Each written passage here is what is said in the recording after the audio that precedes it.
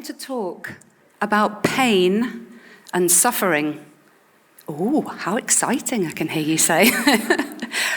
But when we look around us, we can see a lot of suffering. But does it really have to be that way? I don't think it does, and I want to tell you why. The stats really do speak for themselves. Suicide is the biggest killer in men under 50. 20% of 14-year-old girls are reporting self-harm. So what's the actual figure? And stress is the biggest cost of long-term sickness absence in the UK. That is a hell of a lot of suffering. So what is going on? Well, what would we do if we had physical pain? We might take some tablets, maybe put a plaster or a bandage, maybe get some physio. And what would we do if it was mental or emotional pain? Well, we just say, just let it go, move on. It's all in the past. So what would you say if there was somebody lying next to me on the stage with a broken leg and they couldn't get up? Would you say, come on, get up, get moving, stop moaning, what's wrong with you? Mental and emotional pain are inevitable. They're actually nature's way of letting us know that something isn't right inside. But suffering is the thoughts that we have about the pain, and that level of suffering is optional. It's those powerful stories that we tell ourselves, like, I'm not good enough, I'm a failure, I'm unlovable. These powerful stories that we create and live our lives by.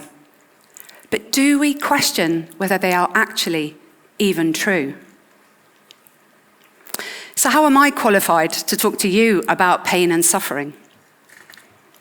Well, I'm going to talk to you now about a trauma I experienced as a 13-year-old child. I'm just going to say it in a few words, and it is quite shocking, so I just want to prepare you. 1983, sports day. Javelin event, my throw, friend, hit, head, died. It was the worst day of my life. My friend lost her life, and I lost my mind. This was a day that I entered into hell.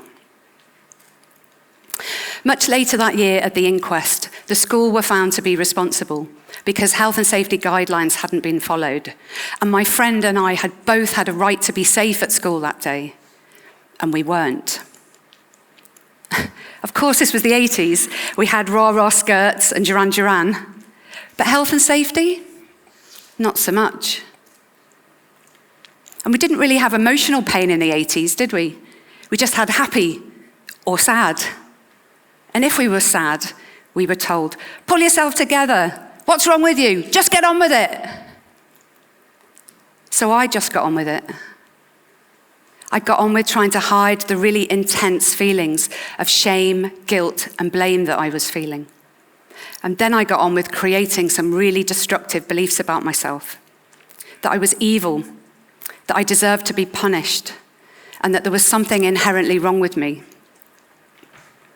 And then I got on with punishing myself for many years.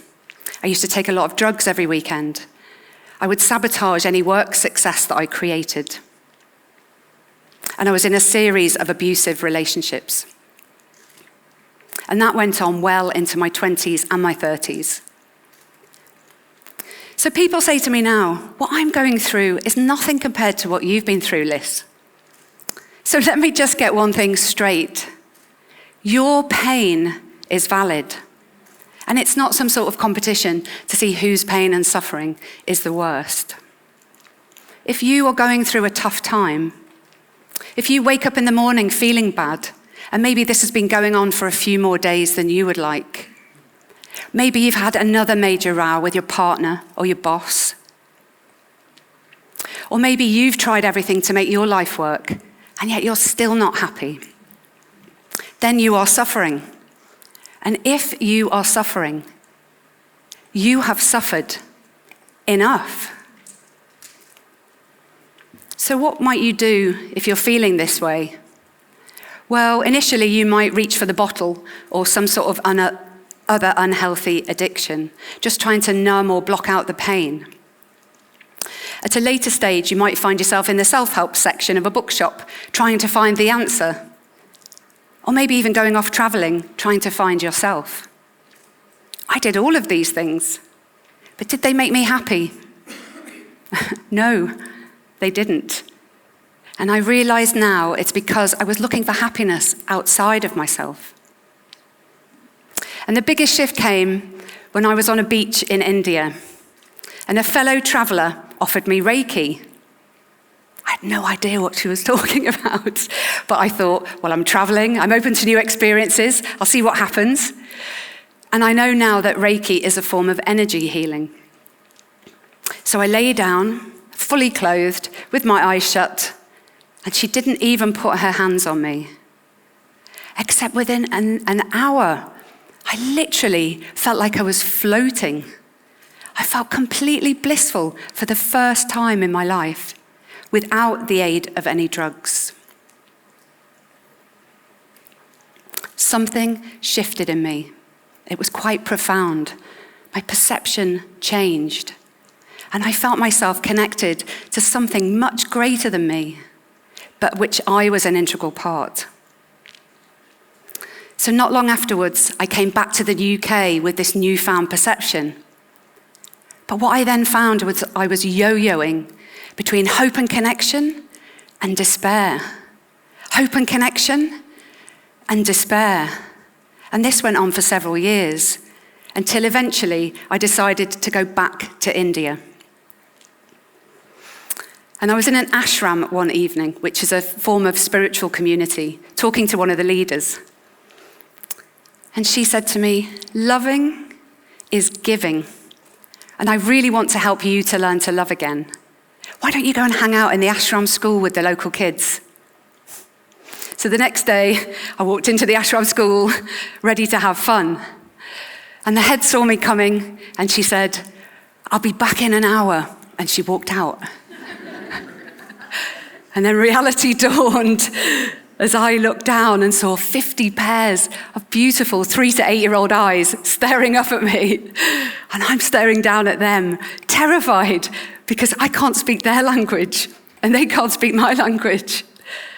And an hour at this time seemed like a really long time.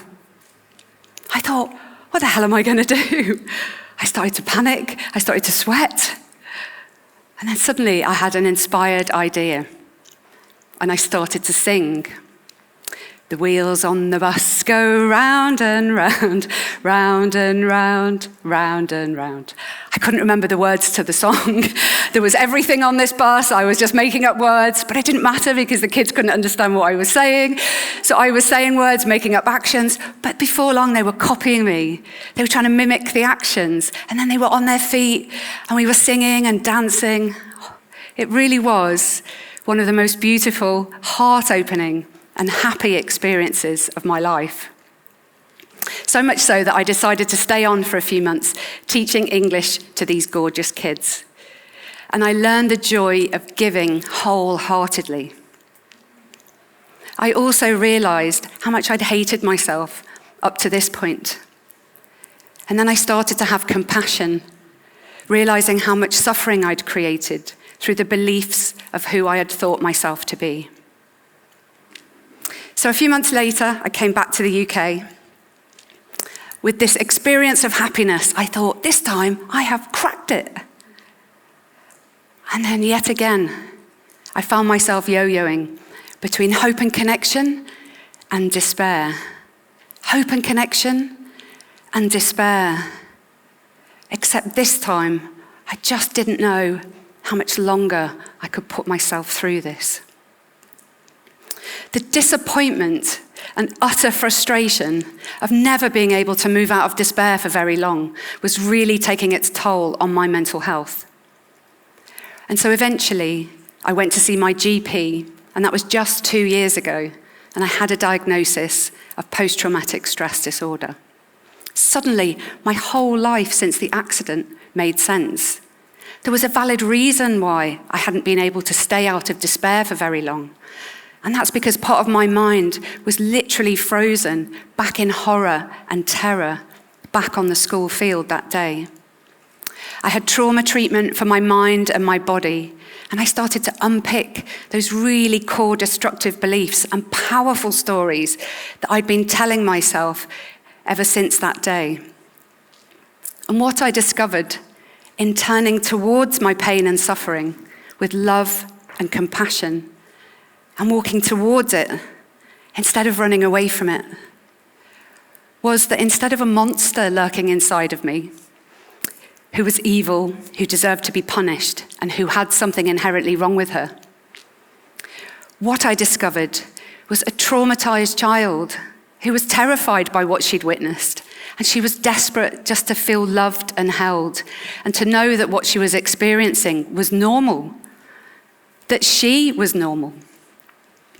And when I realized this, the old story fell away, and a new and empowering story was born.